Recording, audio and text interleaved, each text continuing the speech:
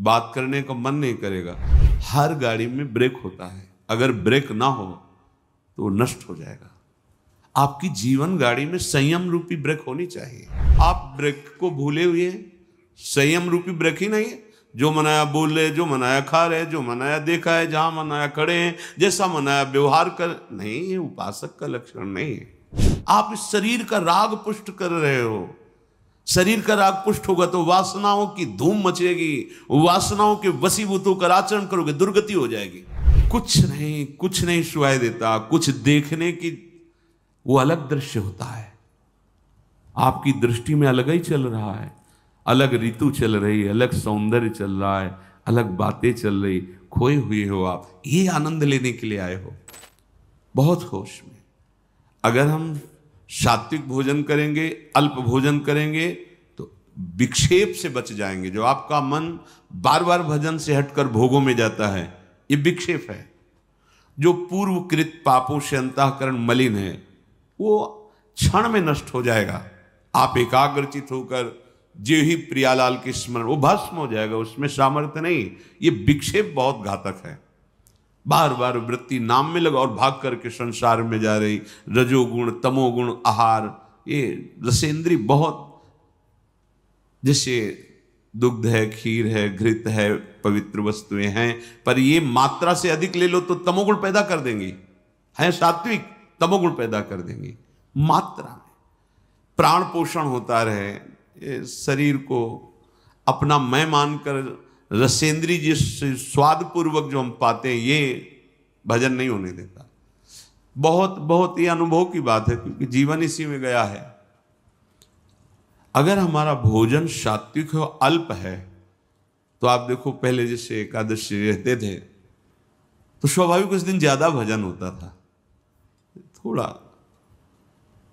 तो अगर हम रोज ऐसा अभ्यास कर लें, अल्प आहार करें, देखो शांत रहेगा चित्त, बात करने का मन नहीं करेगा। और जब अधिक भोजन, तो आप भोक्ता बन करके अधिक पा रहे हैं ना, यही तो आपके सब इंद्रियों को खुला छोड़ देगा। ये जो आपके इंद्रियों पर शासन करने का स्वभाव, हर गाड़ी में ब्रेक होता है, अगर ब्रेक ना हो तो नष्ट हो जाएगा। आपकी जीवन गाड़ी में संयम रूपी ब्रेक होनी चाहिए। हर इंद्री पर आपकी दृष्टि होनी चाहिए। इस समय किसका वेग है, जनेन्द्री का कि रसेंद्री का, नेत्रेंद्री का कि वाकेंद्री का, उदर का वेग है, किसका वेग है। हर समय सावधान, संयम रूपी ब्रेक बिल्कुल। जैसे कोई भी रास्ते पे चलता है ना, तो पैर भी ब्रेक में बिल्कुल सावधान, जरा तुरंत।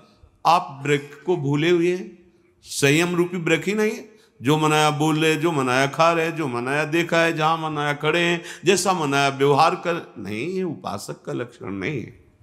सात्विक भोजन बहुत जरूरी है, बहुत जरूरी।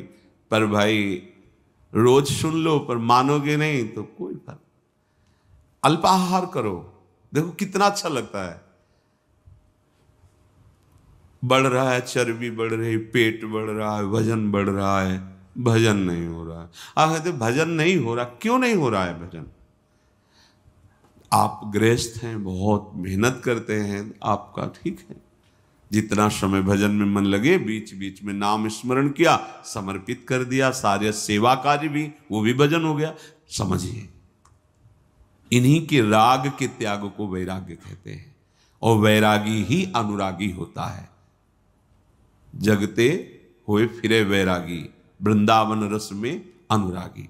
जब तक ये जग का मतलब हम बाहर देखने लगते हैं, यही है जग। इससे राग छोड़ो, सबसे छूट जाएगा। मूल यही है। इंद्रियों के राग, मन के राग, शरीर के राग, इसको समझो, अध्यात्म को समझो। भूल मत करो, भूल मत करो। इसको सजाने का मतलब है बंधन दृढ़ कर रहे हो, समझो। ये शरीर तुम नहीं हो, या अंगूठी, यहां वो चैन सोने की और ये वो, आप इस शरीर का राग पुष्ट कर रहे हो। शरीर का राग पुष्ट होगा तो वासनाओं की धूम मचेगी, वासनाओं के वशीभूत होकर आचरण करोगे, दुर्गति हो जाएगी। और वही हो रहा है। हम शरीर राग पुष्ट कर, हाँ नहीं भाई, जैसी परिस्थिति, आप धनी हो, ठीक है, आपके पास है, पहनो, राग पूर्वक नहीं। अगर राग पूर्वक तो फिर वासनाएं बढ़ेगी, रजोगुण बढ़ेगा, वो आपको बांध लेगा। स्वाभाविक है। प्रियाजू को अर्पित करो, प्रसादी आभूषण, प्रसादी वस्त्र। गृहस्थ हो तो, विरक्त हो तो बस जो गुरु ने वस्त्र दिया उसी रहने से, आजीवन उसी रहने से, कुछ भी परिवर्तन नहीं, कुछ भी अधिक नहीं, एक भी वस्तु अधिक नहीं, जैसे जितना वैसे। विरक्त होने के बाद शरीर का श्रृंगार नहीं, ये शरीर का श्रृंगार नहीं है, ये दासत्व है। वृंदावन की रज और स्वामिनी का प्रसादी चंदन और गुरु परंपरागत तिलक की आकृति, ये हमारे शरीर का श्रृंगार नहीं है, ये हमारी स्वामिनी जी के दासत्व का स्वरूप है। लेकिन किसी भी तरह से शरीर को श्रृंगारित करना, राग को पुष्ट करना है। श्रीपाद कह रहे अप शुष्क फलादि भक्षयन, रूखा सूखा फल अन्न जो मिल जाए भक्षयन, प्राण पोषण के लिए डाल लो, उस पे बुद्धि अपने जहां सुनते हैं ना, क्या है आज खीर, आज ये, आज वो वस्तु, तो पहले आपका चिंतन बना, संभालना, चिंतन बना रागात्मक। अच्छा, आप एकाग्र हुए, हर्षित हुए, गए, वो वस्तु तो बाद में सेवन करेंगे, वृत्ति तो पहले आपने खराब कर ली। आपको सुनकर हर्ष नहीं होना चाहिए। अगर भगवत प्राप्ति करनी है तो प्रियाजू का प्रसाद है, बस इतनी बुद्धि रखनी। वो क्या क्या है ये मुझे नहीं देखना है, प्रियाजू का प्रसाद है, वो जैसा भी हो, वो हमारी लाल। प्रसादम स्वामिन्या स्वकरदत्तम प्रणयता। श्री स्वामिनी जी ने प्रेम पूर्वक कृपा करके हमें जो स्वाद पाते हुए अब प्रसाद दिया, हम उससे पाते हैं, उससे अपने प्राणों का पोषण करते हैं। नाम वाणी से स्वरूप का पोषण होता है और प्रगट प्रसाद से देह का पोषण हो रहा है। अगर हम नाम वाणी में चित्त नहीं दिया तो शरीर पोषण को भी संभाल नहीं पाएंगे। पक्की बात समझो। अगर हम नाम वाणी, तो फिर नाम वाणी से विस्मृत है तो ये अनुभव की बात कहते हैं। प्रसाद पाते हुए भी आपका संयम नहीं रहेगा। नाम वाणी सेवक शरण सदा रहे, अनत नहीं विश्राम, कै वाणी हरिवंश की, कै हरिवंश। या तो भगवत लीला भरे पद गुनगुना रहे हैं, नाम मंत्र चल रहा है, स्वरूप का पोषण। अगर स्वरूप का विस्मरण तो देह भाव में विचरते हुए फिर बात नहीं बनेगी। प्रभु का प्रसाद देह पोषण और नाम वाणी स्वरूप पोषण, ये बैठा लो अपने हृदय में। अगर आप स्वाद बुद्धि से भोक्ता बन करके पाओगे तो नाम वाणी चला ही नहीं सकते। किसी भी इंद्री को बढ़ावा देना अपने भजन को नष्ट कर देना है। आप प्रार्थना है, थोड़ा समझिए, आप शरीर नहीं हैं, आप इंद्रिय के द्वारा भोगे हुई वस्तुओं के भोक्ता नहीं हैं। आप स्वरूप में स्वयं अखंडानंद हैं, स्वयं भगवदानंद हैं। आप अपने आनंद को भूलकर जो शरीर भाव से विषयों में विचर रहे हो, कभी आनंद का अनुभव नहीं होगा। आप लौटोगे तो देखेंगे आपके अंदर कोई इच्छा ही नहीं रह जाएगी, इतना अंदर आनंद भरा हुआ है। आनंद समुद्र हो तुम, कैसे समझाएं। पानी में मीन पियासी, मुँह सुन सुन आवे हांसी, महापुरुष जन कहते हैं। पानी में मीन पियासी, मुँह सुन सुन आवे हांसी। अरे आनंद सिंधु के मध्य में वास करने वाले आनंद सिंधु, तो इन बिंदुओं से, ओस कणों से अपनी प्यास बुझाना चाहता है। हंसी की बात है, तू आनंद समुद्र में है, आनंद सिंधु मध्य तो वासा, और मर कहा रहा है, ओस कणों से प्यास बुझाना चाहता है। रसेंद्र को संभालिए, बार बार प्रार्थना है, नहीं पछताओगे। ऐसे दिन कटते चले जाएंगे, ऐसे दिन। जब भजन में मन लगता है ना, तो सब कुछ व्यर्थ लगता है।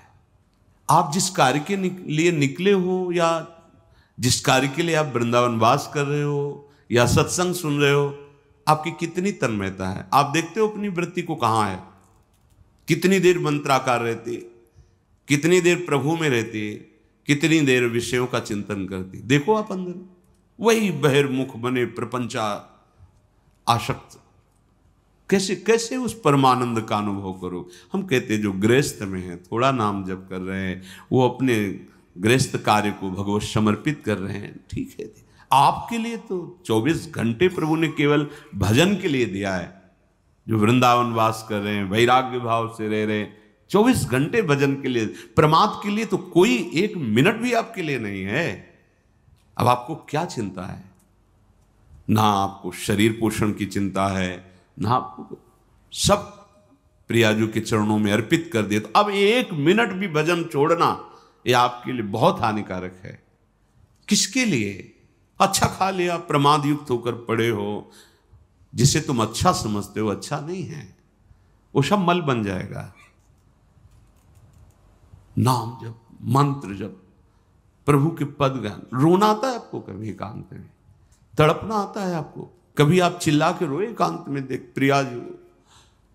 कभी हृदय में ऐसी पीड़ा हुई, क्या करूं, कहां जाऊं, कैसे कैसे प्रभु मिले? हे नाथ अब कैसे मिलोगे? रोज का रोज मन की प्रवृत्ति को देखता हूं, प्रभु आपके योग्य नहीं, आप कैसे?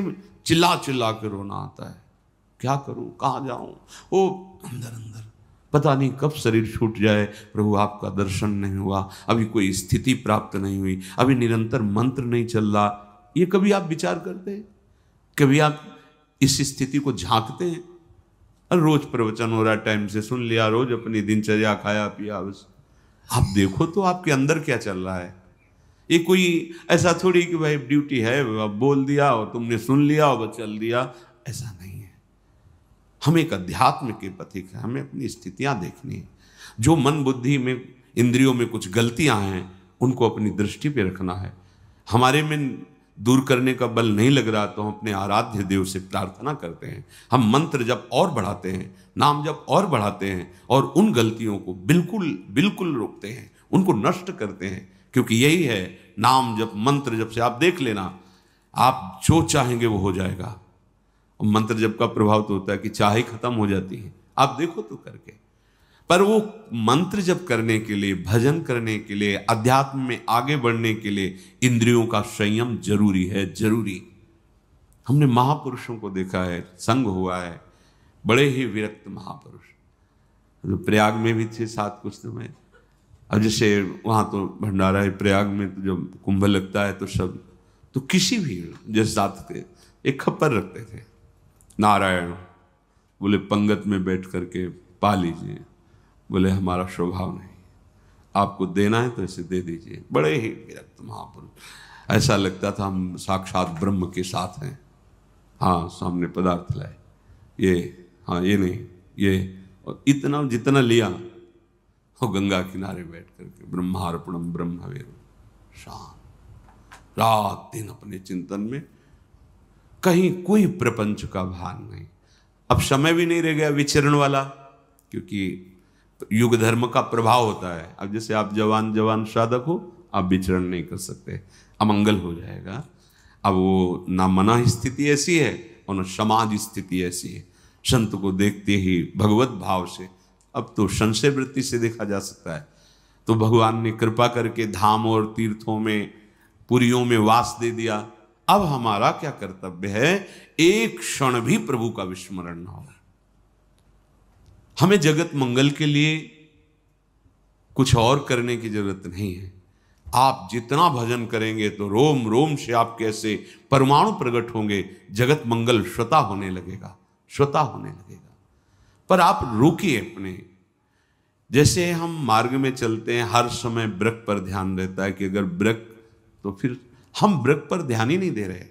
देखो ना, संयम रूपी वृक्ष पर ध्यान दे रहे, जो मना है सो बात करते चले जा रहे हैं। लग रहा है नाम नहीं चल रहा, नहीं, आप ऐसे कैसे बात कर सकते हैं? वो आकृति अलग होती है, नाम चल रहा है, बात कर रहा है तो उसकी एक अलग दृष्टि होती है, आंतरिक दृष्टि, वो नेत्रों में झलकती है कि वो यहाँ बात कर रहा है लेकिन पूरा नहीं है। अर्थ पर दृष्टि बहुत धोखा कर देती माया, बहुत धोखा।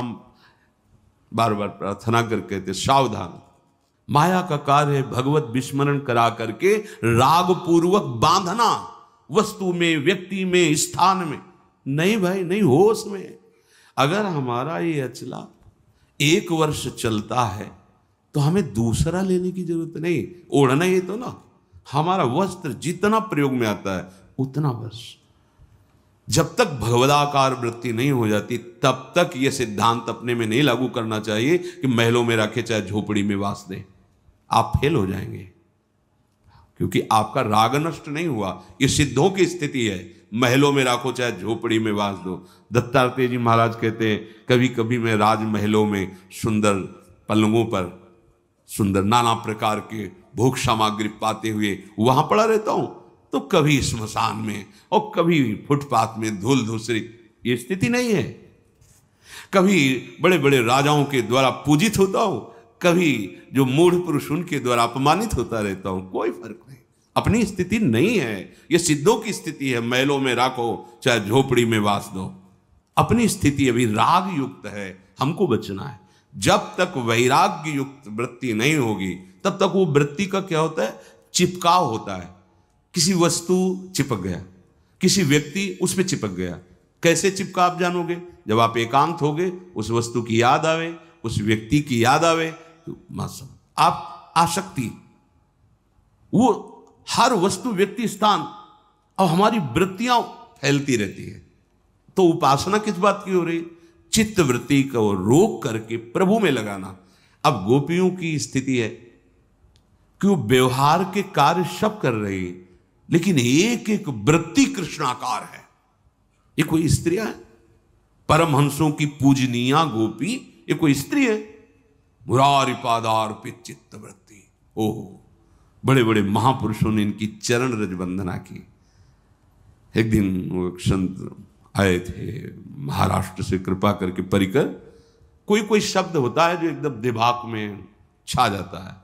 वो बोले, जिसके मुख में राम तिनको करूं प्रणाम। वैसे पद गा रहे तुकाराम जी का, हे जिसके मुख में नाम, वो कह रहे प्रणाम करता हूं मैं उसको। और कोई साधन की बात नहीं, जिसके भागवत में यज्जिभ्याग्य वर्तते नाम तुभ्यम, बार बार हम आपको इशारा कर रहे हैं। सब साधना का, सब तीर्थों का, सब सत्संग का, सब शास्त्रों का एक फल, तुम्हारा नाम न छूटे, मंत्र न छूटे। अगर आप इस पर हैं तो फिर ये प्रपंच की वार्ता कौन करेगा? फिर ये नाना प्रकार के स्वादिष्ट पदार्थ कौन स्वाद लेगा?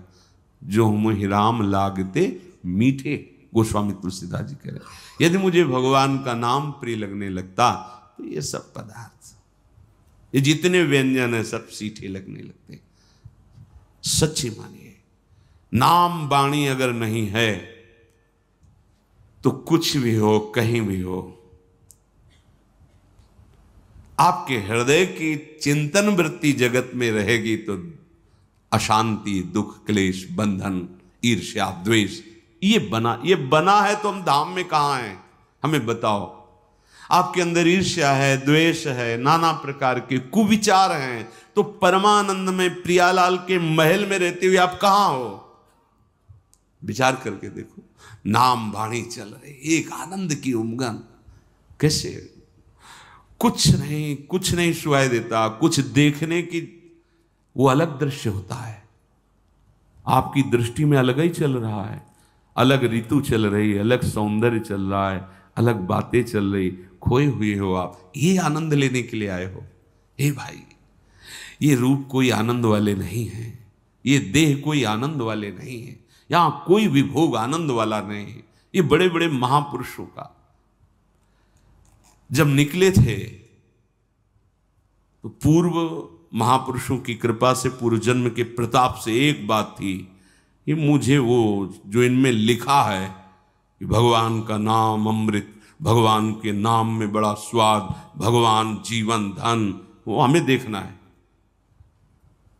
बस ये लगन ने धज्जियां उड़ा दी संसार के राग की।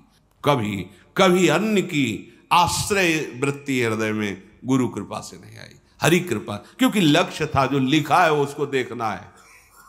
तो आप तो सुन रहे हैं, आपको तो रोज शास्त्रों की सार बातें सुनने को मिल रही। अलग अलग ग्रंथों में तुम्हें पढ़ने की जरूरत नहीं, सब यही सुनने को मिल रहा है। रोज सत्संग हो रहा है, रोज आपको भगवत सेवा के दिनचर्या में मन लगाना ही पड़ेगा, जबरदस्ती लगाना पड़ेगा।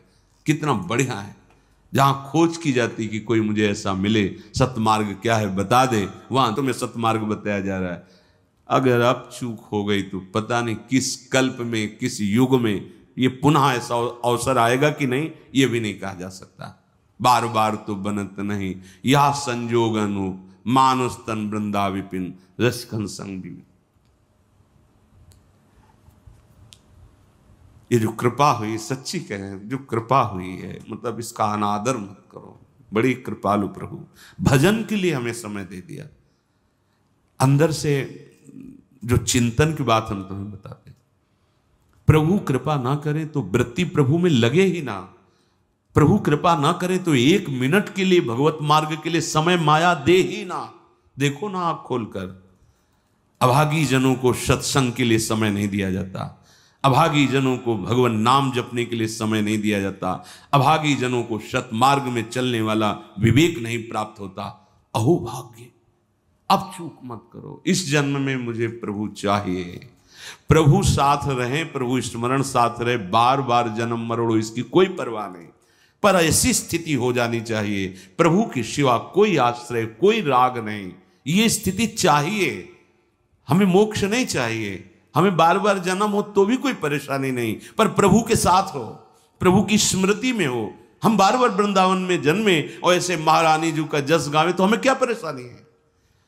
हमें कभी मोक्ष न मिले, हम सब बार बार जन्मे, ऐसे ही रोज श्री जी की जय जयकार हो, उनकी सेवा हो, नाम गुण कीर्तन हो, इससे बड़ा परम पद और क्या होगा? नहीं चाहिए मोक्ष, पर हमारी स्थिति, ये अंदर की स्थिति होनी चाहिए। अगर अंदर की स्थिति भोगों में है, राग द्वेष में है, तो आप वो फिर ना तो इधर समझ पा रहे हो ना इधर समझ पा रहे हो, बीच बीच में जीवन गंवाना ठीक नहीं है।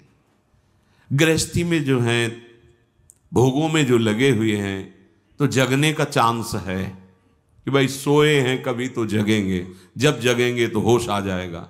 लेकिन आप जग करके सोने का नाटक कर रहे हैं। अब आपके ऊपर क्या उपाय किया जाए? सोया हुआ पुरुष तो जगने का चांस है, लेकिन जगा हुआ पुरुष सोने का नाटक करे तो कैसे जगाया जा सकता है? इसलिए बहुत सावधान। अपिशुष्क फलादि भक्षयन क्षुधितो निर्झरवा विवम तृषा। भूख लगे तो रूखा सूखा जैसा सबसे उत्तम वृत्ति आकाश वृत्ति मानी गई है। शांत जहां है जैसे वो प्रभु भेजेगा। फिर द्वितीय माधुकरी वृत्ति विरक्त के लिए, फिर और वृत्तियां हैं, एकत्रित कर लिया 6 महीने साल भर उसको पाते रहे, ऐसे अलग अलग वृत्तियां हैं। जो भी रूखा सूखा मिले, हर समय जैसे मां अपने बच्चे पर दृष्टि रखती है, ऐसे भगवान अपने शरणागत पर रखते हैं।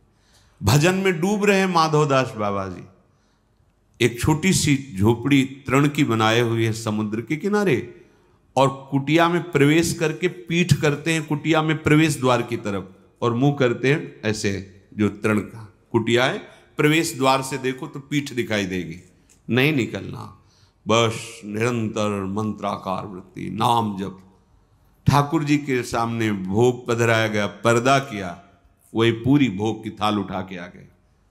उनको पता है तुम भजन कर रहे हो, उनको पता है तुम उनके शरणागत हो, एक एक क्षण देख रहे हैं। इसीलिए जब विरक्त उपासकों को, अनुरागी जनों को आहार नहीं मिलता, भोजन नहीं मिलता, तो समझ जाते आज प्रभु भूख ही पवाना चाहते हैं।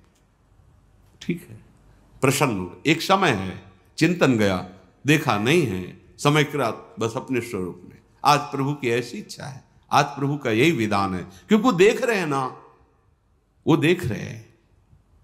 प्रभु स्वयं अपनी थाल लेकर के गए, बाबा प्रसाद, भजन पूरा हो जाएगा, हम ले रख दो, बाद में अपनी थाल ले जाना। कितने निरपेक्ष। हमें प्रभु हर क्षण देख रहे, हमें चिंता नहीं करनी।